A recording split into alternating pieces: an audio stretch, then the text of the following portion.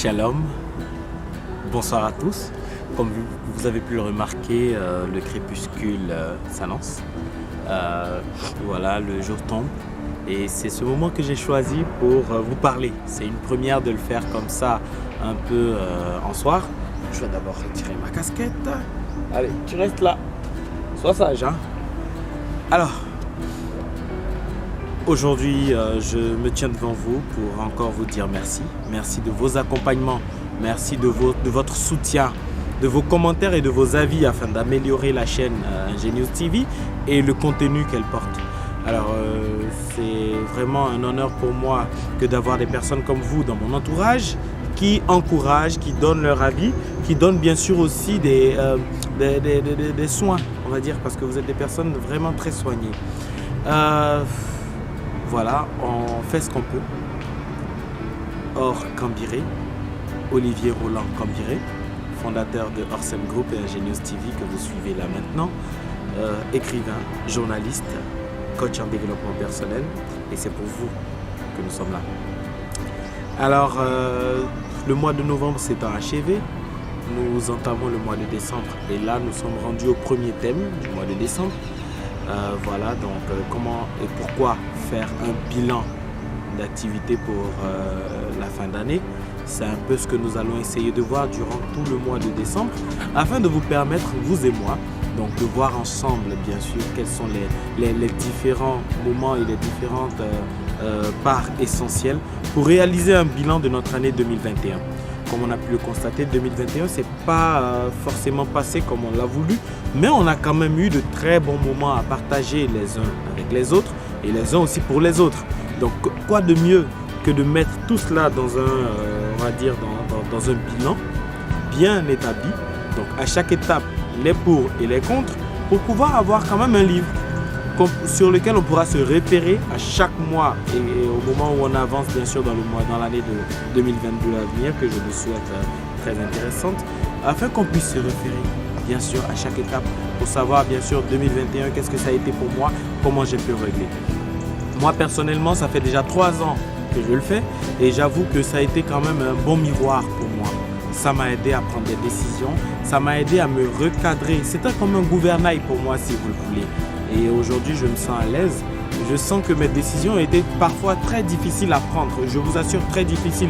Je ne voulais souvent même pas prendre de décision. Mais grâce à ça, grâce à ce bilan que j'ai fait, j'ai pu me dire que effectivement, je perdais quelque chose, mais j'en gagnais plus. En fait, c'est ça. Calculer le risque, le bilan nous le permet. Alors, comment et pourquoi effectuer un bilan? Donc, déjà dans mon introduction, je peux vous dire quelque chose qui s'apparente à cela. Et déjà le comment, on le verra bien sûr durant tout le mois. Le pourquoi. Alors un bilan, comme je vous l'ai dit tout de suite, c'est un miroir. C'est, si vous voulez, ce qui nous permet bien sûr de regarder en arrière et de nous dire l'année dernière à telle époque j'étais là. Alors comment faire pour dépasser? Le bilan n'est pas forcément négatif, mais le bilan de l'année prochaine doit être meilleur que celui de l'année qui passe en fait. En fait, pour les personnes qui souhaitent bien sûr aller de l'avant, précisons. Donc, sachez que le pourquoi aussi, il concerne bien sûr notre marche vers notre épanouissement. Et ce pourquoi-là, il est très important lorsqu'on parle de bilan. Alors, notre marche vers notre épanouissement ne se fait pas sans notre passé. Ne se fait pas sans avoir réglé un peu, un tant soit peu le tout. Voilà. Donc, comme le disait bien sûr un de mes proches, lorsqu'on n'a pas fait la paix avec soi-même et avec notre passé, on n'est pas à l'aise. Quel que soit le petit brin qu'il y a dans notre passé, ça nous dérange. Donc il faut toutefois mettre à jour le tout et se rassurer que le passé est en train d'avancer pour permettre aussi au présent d'avancer et au futur d'être meilleur. Et comment effectuer un bilan? Déjà par rapport à un bilan, moi je ne parle pas de bilan de santé, non, je parle plutôt de santé. La santé, c'est sur plusieurs plans. Donc déjà, on parle de santé financière, on parle de santé professionnelle, on parle de santé spirituelle, on parle de santé physique, de santé organisationnelle, de santé relationnelle et aussi, bien sûr, émotionnelle. Donc ce sont 7 points sur lesquels on peut se baser pour réaliser un très bon bilan. Je vais répéter avec vous. Donc on a la santé financière. Je les appelle santé, on peut appeler aussi bilan. Donc santé financière, santé physique, santé spirituelle, santé professionnelle, santé organisationnelle, santé relationnelle et santé émotionnelle. Ces 7 points sont très essentiels pour réaliser un bilan qui va nous permettre bien sûr de globaliser un peu toutes nos actions.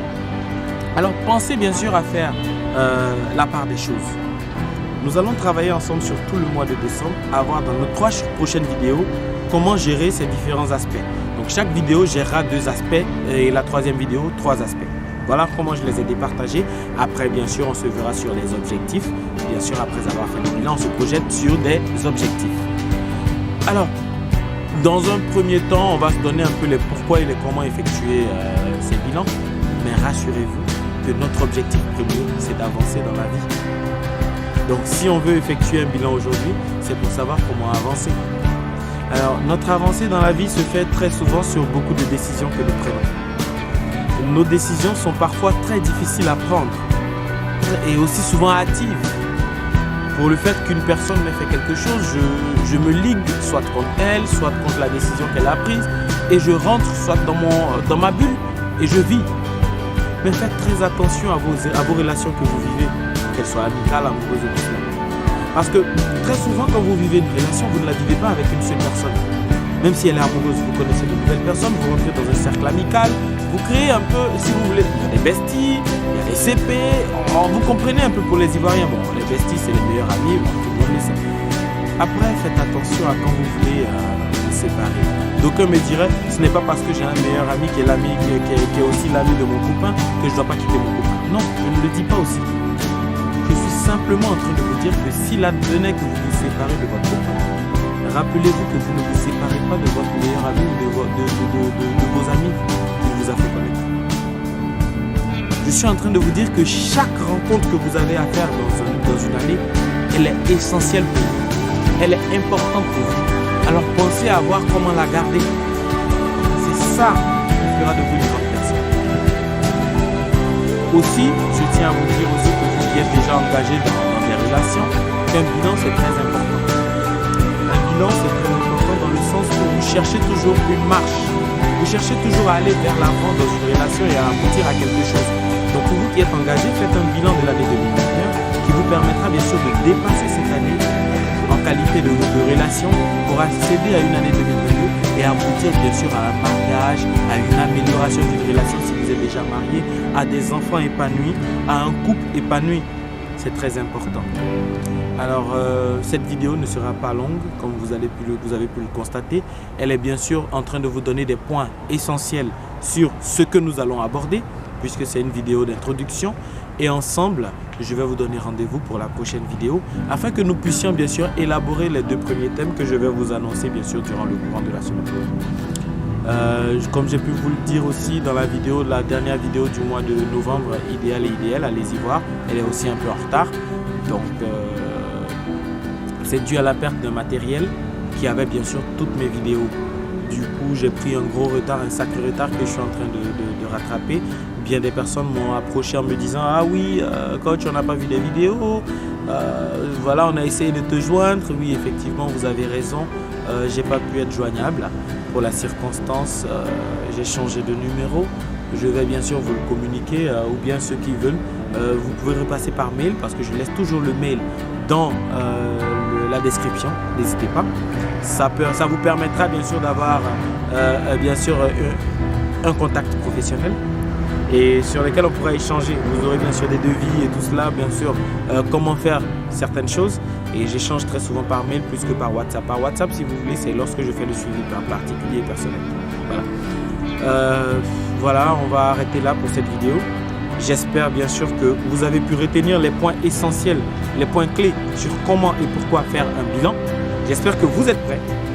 Je vais vous référer aussi à un lien en fin d'année pour vous permettre bien sûr de vous rediriger sur un site qui vous fera esquisser un bilan d'année.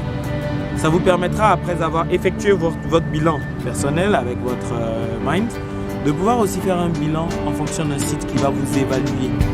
Voilà, vous aurez une note Et vous pourrez bien sûr garder ce bilan par mail, sous forme de fichier. Et vous pouvez vous y référer. Et bien sûr aussi faire un comparatif avec ce que vous avez déjà effectué. C'est très important. Je vous laisserai ce lien et vous m'en direz des nouvelles. Ça, c'est sûr. Voilà. C'est toujours un plaisir d'échanger avec vous. Préparez-vous parce que entre la fin de janvier et le début de février, je vais organiser aussi une sortie. Une sortie qui sera dans une petite ville. Ça sera comme si vous voulez un camping pour un week-end, samedi à dimanche, sur une petite ville enneigée. On aura à faire ensemble de la team building. On aura ensemble à faire bien sûr une revue bien sûr de nos activités pour bien sûr vous coacher, vous apprendre des choses. Alors restez au taquet, vous aurez les informations et n'hésitez pas à participer.